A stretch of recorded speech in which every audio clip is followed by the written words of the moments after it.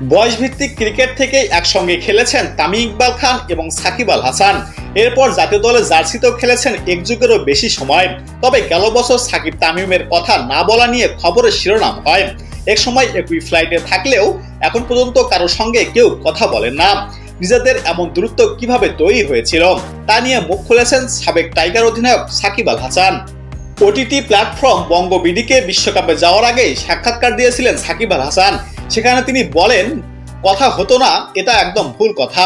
আমাদের এক সময় যে সম্পর্ক ছিল, সারাক্ষণ একসঙ্গে থাকতাম, ওই সম্পর্কটা মাঝে অনেকদিন ধরেই ছিল না।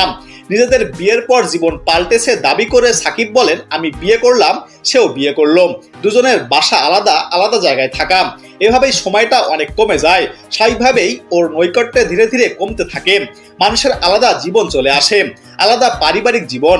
এই ব্যস্ত সময়গুলোর সঙ্গে ধীরে ধীরে সময়টাও পাল্টে যেতে শুরু করে। সাকিব আরো বলেন, তারপর যা হয়েছে, মাঠে দেখা হলে যখন কোনো প্রয়োজন হতো তখনই কথা হতো, আর এর থেকে খুব বেশি যে কথা বলা দরকারও ছিল তা আমার কাছে মনে হয় না। সাকিব তামিমের পরস্পর কথা না বলা বিষয়টি গেল বছর বিসিবি সভাপতি নাজমুল হাসান পাপন এক সাক্ষাৎকারে প্রথমে সামনে আনেন। জানিয়ে সাকিবের মন্তব্য, পাপন ভাই বলার পর থেকে এই ব্যাপারটা আরো আলোচনায় চলে আসে। আমার মনে হয় এটা বেশি সমস্যা তৈরি করেছে এই সম্পর্কের ক্ষেত্রে কিংবা এমন পরিস্থিতি তৈরির জন্য।